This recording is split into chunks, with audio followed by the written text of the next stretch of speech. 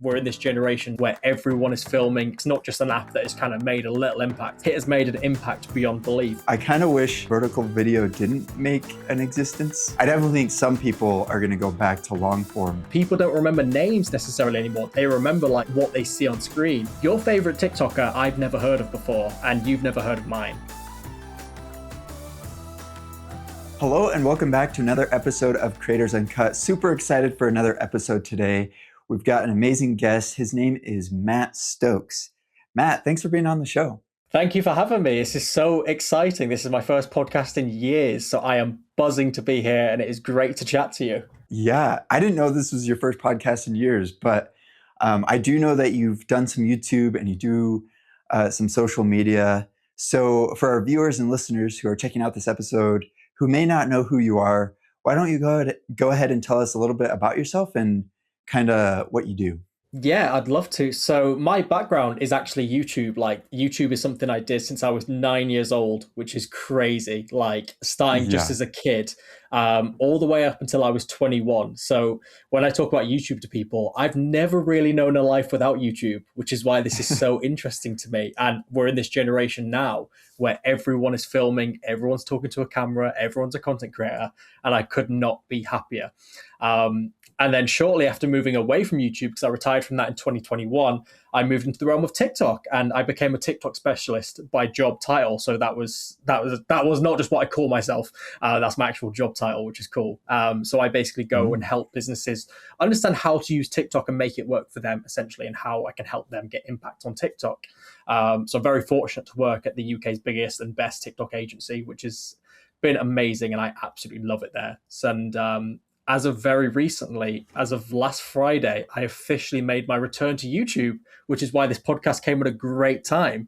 It's my first time back, which is super exciting. So that's pretty much me. Hopefully that explains who I am just a little bit at least, but I'm sure we'll get into it later on. Yeah, definitely. I think that'll kind of get our listeners' feet wet. But yeah, I definitely want to dive deep into, you mentioned retiring from YouTube and moving to TikTok. I think that's super fascinating. So I'd love to talk about that. But before we get to that, you said you started with YouTube around 9 years old. What kind of got you into the YouTube industry? Like, was it just like a hobby that you wanted to do for fun, or were your friends doing it? How did you kind of get into it? Yeah, so I've never actually talked about this properly. So when I was 9, I remember I had a friend in school called Alex, and I lost contact with this guy called Alex. We've not spoken since we were about 10. So hopefully we'll be reunited someday. I have no idea where you are, but hopefully we can be reunited. And Alex was a good friend of mine because he started doing YouTube, and he started making Club Penguin videos. And Club Penguin was an old game that we used to play when we were kids, and we loved it. And he came into school and was like, I've just started a YouTube channel. And I was like, that's awesome. So I went back the same day without asking my parents, and I was like, yeah, just sign up. I'm gonna do the same. And literally straight from like my old, I think it was like a Nokia laptop or something. It was so old. Started literally making Club Penguin videos, just of like recording the game, showing my Club Penguin toys, and like basically doing all of that. So ever since I was a little kid, I've literally been in front of the camera, which is it's crazy because I've never known a life without it, which is so exciting. So that's where it all started, and it just started from there. That's awesome. Club Penguin is a great game. I used to play that too when I was a kid. Do you still have that channel with the Club Penguin videos, or did you kind of like get rid of it? So I've privated it all, but like every single piece of content that I've put out there is out there on YouTube still. I've just unlisted a lot of it, just more so embarrassment for me, because I was such a kid at it. It's so funny. But I take so much pride in YouTube. Like, I don't think I've ever deleted like a video, like as in like I get rid of this. Like I've kept everything there. Sometimes with unlisted stuff just because I was literally a child. But yeah, it's all out there, which is great. I'm very proud of my YouTube heritage, I guess you can call it. Like, it's such a big chapter of my life. I'm very, very proud of it. Yeah, that's awesome.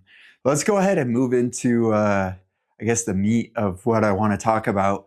But what was the reason for you? You were super successful with YouTube and you moved to TikTok. What was kind of your reasoning from retiring from YouTube and moving to TikTok?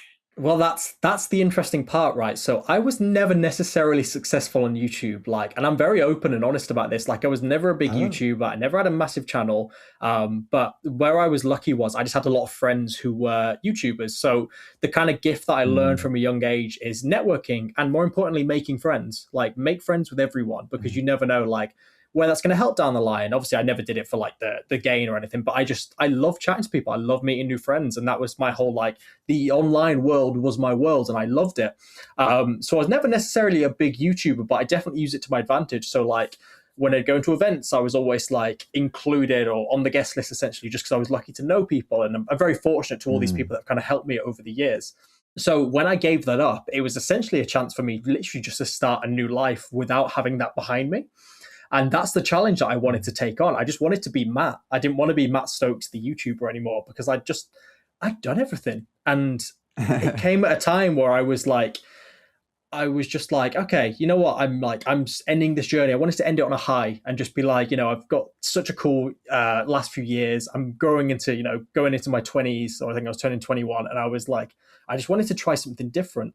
But the ironic thing was, I was like, yeah, no more content, no more like social media. I'm just going to be a normal guy who, just goes to the pub, watches soccer, as you guys would say, and like, you're Mhm. just a normal guy. But that didn't happen, because within 3 months of me retiring, I got a call, and the call was like, hey, you applied to be you applied for one of the jobs at a TikTok agency, which is where I work now. And I was like, yes, I definitely remember applying to that. I was just scrolling on LinkedIn, just like apply, apply, apply, apply, apply. And I was like, yeah, Yeah, yeah, sure. yeah. And the beauty of that story is it actually came through on a phone call, and I very rarely answer the phone. Like, I'm a typical like anxious 20 year old who was like, any phone call must be bad, so do not answer. But for some reason, I still remember to this day, I was walking in a town called Birmingham in the UK, and I remember getting the call, and I was like, that's weird. So I answered it, and that was my now current boss, which is like, oh my God, I'm so Oh. glad I answered that phone call, because it's been such a journey. And that's where everything started, the world of TikTok. It was completely new to me, but also I had like elements of my old life which I brought forward to it. And I think that's what really kind of helped me progress into this new world. Yeah, definitely. So there wasn't necessarily, or maybe you can correct me, but there wasn't necessarily any draw to TikTok, but it was like a job opportunity that kind of led you to TikTok. Is that kind of Yeah, how you'd phrase it? pure coincidence. Other than like, me and my friends would occasionally like post on TikTok as a hobby. I remember two of my friends used to run a community, and they would just post about celebrity news, and their good friends George and Geordie, the guys were called, and Hmm. they basically would talk about all celebrity news, and they got me involved, and I'd make some bits of content, but I was never as good as them. And then one of the friends I mentioned, then he actually worked for a TikTok agency himself. So I always had that like urge, like, that sounds really fun. I have no idea what that means, but it sounds cool. So when I got the job, I was like, I do what he does now. This is so exciting. So he was always like my friend is always like a hero to me, and he's never known that. So hopefully he hears this and finds out. But he's like, Yeah. yeah, he was just like kind of like a role model to me, because I was like, man, I want to do what he does. It looks so cool. And now I'm in the space. I'm like, I can confirm it is very cool. Yeah, yeah. So you've been in both platforms now. You were in the world of YouTube, and now you're in the world of TikTok. What, like when you made that transition, what was the most surprising uh, difference, if there was one, from switching platforms? I think for me, the big thing was like, this was before the like Mr. Beastification of the internet, which is obviously like the whole Hmm. thing that we're in now. So before that, the biggest shock to me was like, okay, I've gone from like 10, 15, 20 minute storytelling to now 1 minute, or even less than that. And you kind of learn naturally, like progress from doing it again. And like all content creators have experiences, they have to learn how to tell their story just as well, but in a short frame of time. And I think to me, that was the biggest shock, because I was like, I'm used to making 15-minute videos here. How am I meant to have the same emotional impact that I do? And I think it's something that people are still trying to figure out. But there are a lot of creators out there who have cracked it. Who you can watch a video from so many different creators that it's 30 seconds long, and they're crying like, "Oh my god, this is crazy." Yeah, I think that was the biggest shock. It was the length of videos. I was like, how am I going to do this? But thankfully, we did figure it out. yeah, that definitely makes sense. I don't know if I've said this on our show, but I kind of wish vertical video didn't make an existence, or like didn't come about. Mm. That might be a hot take, but I feel like our attention spans have like gotten shorter and shorter because of because of vertical videos and TikToks and Yeah. all of that. But, in another way, maybe it's increased our ability to tell stories really quickly, which could be a good thing. I don't know. Yeah, that was another thing as well. Like going from filming all my life with a camera, like a big setup, to now filming on a phone. That was a big one. And like, especially in my role now, at the very start at least, when we'd rock up to shoots with brands and they'd be like, "Oh, so how many of your production team are coming?" We're like, "Just one with a phone." And they're like, "What? What? Sorry, what do you mean?" And we're Yeah. like, no, just trust us. Like, let us cook. Like, trust me, it'll be fine. And they were like, we're not sure about this. We're used to big TV productions. And we're like, we know, just trust us. And that was like the big shock. Whereas now it's normal because everyone's filming and it's amazing. It's so beautiful to see. Everyone is making content. Like, it's so exciting. What an exciting time for us to be alive. Yeah, it is very exciting. I feel like there's something new around the corner every day. So a little bit more about TikTok and YouTube. Is there anything that TikTok does that YouTube doesn't, that like you saw as you've been kind of on the TikTok platform? Well, I mean, everything has changed so much now. Like, when I first moved to TikTok, TikTok was still pretty new. Like, obviously, Instagram Reels were kind of a thing, but they were following like quite slowly behind TikTok. Whereas now, I think Mhm. even WhatsApp has some form of like scrolling. Like, everything Oh, has it really? because of TikTok. That's what's crazy. Like, I know obviously YouTube Shorts and Reels and everything is the thing now. And that was the biggest shock to me, how quickly other platforms are to adapt, normally followed behind what TikTok does. And I will give them a lot of credit because TikTok are the innovators. Like, there's not many Mhm. things I can think of that TikTok have done that other platforms haven't copied and been like, oh, damn, we need to get on this right now. And I think that was the Yeah. shock to me. It was just like, okay, so it's not just an app that has kind of made a little impact. Like, it has made an impact beyond belief. And up into the, there's pros and cons of all. Like you said earlier, our attention spans are pretty bad. Mine especially. Mine is so bad it's unreal. And I think that's been a big shock for me, learning, like, especially getting back into YouTube. Like, okay, it's not just the whole like you can tell a long-winded story and people can wait for the build-up, because now it has to be like attention, something to grab attention again, and that's the world we live in now. And Mhm. I actually, a bit of a hot take, I genuinely think we're going to kind of go backwards, because I've seen a lot of creators do more long form again, and the very raw long form where it's literally like clip, clip, clip, clip. And I think that's the world we're going to slowly get back into. So yeah, that's been the Mm. biggest shock for me. That's been the biggest shock. Yeah, that definitely, I kind of agree with that take.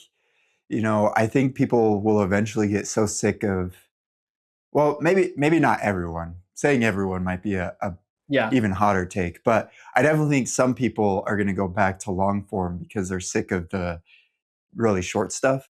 But yeah, something I wanted to add about that I've noticed with TikTok, I scroll quite a bit. That's why my attention span is getting worse. Yeah. um, but I notice the algorithm is slightly different from TikTok to YouTube.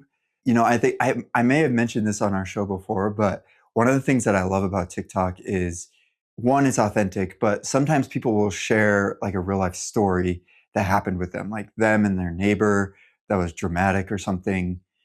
And it needs an update. Like they need to update the story. And I don't Yeah. necessarily like follow the person on TikTok. I don't really follow people. But as I'm scrolling, I'll eventually, TikTok will bring me back to that story and give me the updated video. I feel like the algorithm is really good at like remembering what you sat there and watched. And I feel like that's slightly different on other vertical video platforms. Yeah. I think YouTube long form is kind of similar. Like it checks out like what you watch and kind of Yeah. recommends similar stuff. But that's just something I've noticed with TikTok that I really enjoy.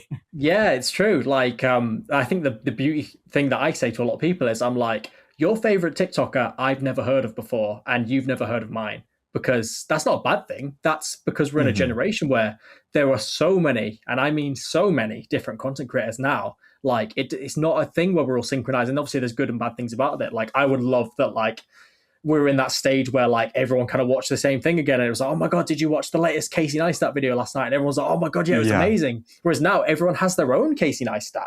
And I find that so fascinating. Like everyone has their own heroes that they come back to, and TikTok in particular.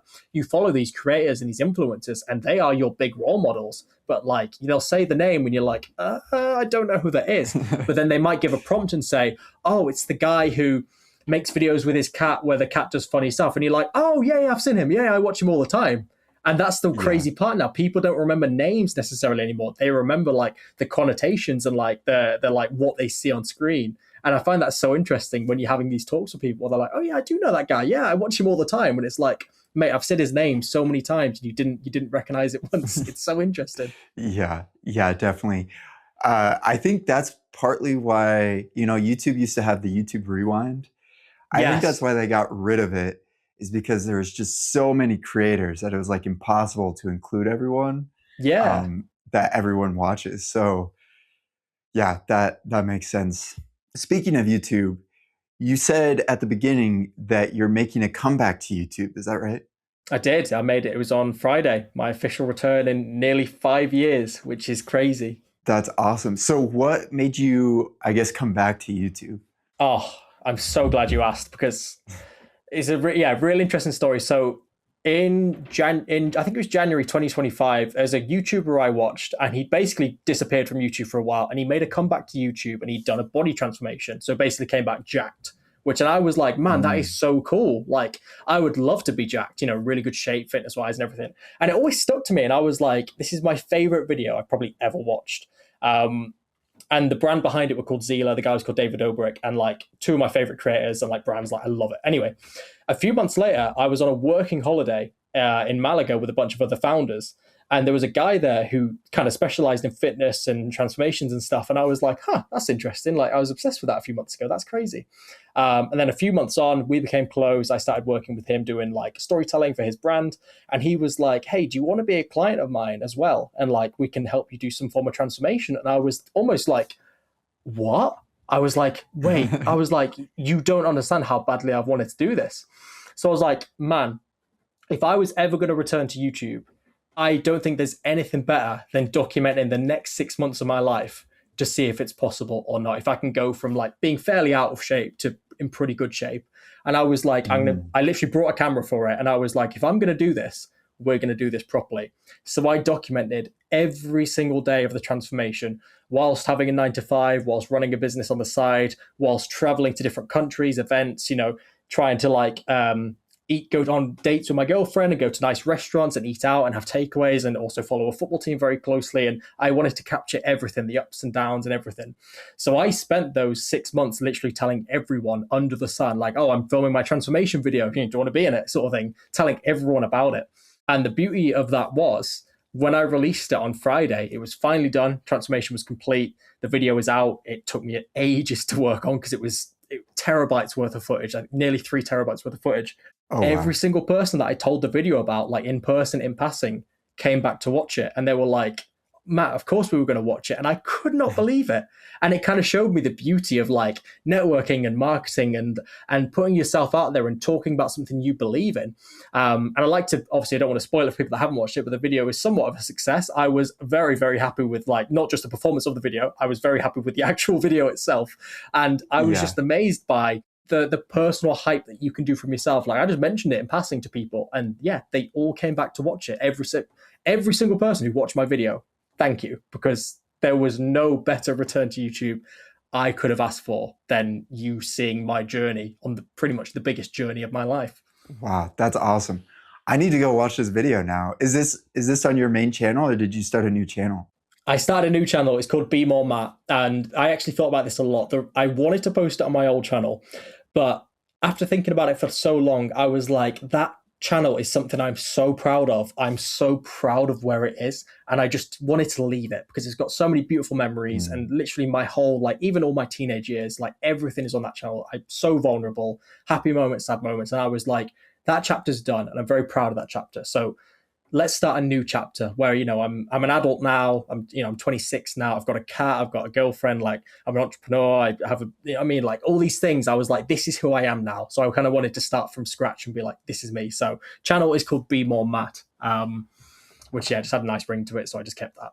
Awesome. Cool. Well, make sure to go check out that video. I know I'm going to check that out after this. Sounds really good. Please do. Yeah, Matt, thanks for being on the show. You've had a lot of great insights on TikTok and YouTube, and I'm excited that you're making a comeback to YouTube. I've got one more question for you, and this is kind of one that I ask all of our guests on the show. Throughout your career on YouTube or TikTok, making content, has there been a mistake you've made that you've learned from that maybe our audience could benefit from? Yeah, that's crazy because it came to mind straight away. I mean, I've made a lot of mistakes in my life. I'm very open and honest, but in terms of content, the biggest mistake I ever made, it's when I was 17 and I was on a really like consistent streak, and my channel was growing like crazy, and like I was very proud because I was getting good numbers and everything. And numbers aren't everything by any means, but for after nearly 10 years of graft, I was getting nice results. And I said to myself, okay, I'm going to take a break. I'm going to do my exams, then I'll come back. And I was never the same after that break. Not for anything bad that happened, but because I lost momentum. So my advice to anyone out there, especially in the short form world that we're in now, where consistency is encouraged, never let momentum die. Keep building. Obviously, look after yourself and prioritize. But if you want to make content your career and like something, that if you want that to be your thing, follow that momentum and keep chasing it and keep pushing it and just see what you're capable of. And that's one thing that I'll never kind of regret necessarily, because I don't really, everything happens for a reason. But yeah, that's one thing that will always come to mind. I'm like, damn, if I would have just carried on posting, things could have been very differently. Yeah. But yeah, so that's the thing. So momentum, keep it up. It's like, it will be worth it. I promise you. Yes, I really like that. I completely agree. Habits are great, especially for making content. So thank you for sharing that. Anytime. And Matt, thanks for being on the show. I really appreciate it. Anytime. I've absolutely loved it. Thank you so much for having me. It's been so good getting to chat. And who knows, maybe we'll do this again in a year's time and we'll see where we're both at. And it'll be fun to do a comparison. Yeah, that would be awesome. I'd love that. It's awesome. Well, thank you so much. Yeah, if our viewers want to reach out to you, what would be the best way to do that? This is really niche. LinkedIn. I love LinkedIn. It's just my name, Matt Stokes. I love LinkedIn. It's such a fun platform for me. So yeah, reach out to me on LinkedIn. Yeah, sounds good. I never thought I'd say that. Like, so random. No, I use LinkedIn too. I think it's great as well. So yeah, make sure to check out Matt and his new YouTube video. And thanks to our listeners and watchers for checking out this episode. Really appreciate it. Make sure to like and subscribe for more content like this, where we talk to real creators. And a little plug for ourselves: if you need help making videos, feel free to reach out to us at creatorluxe.com, and we'll see you in the next one.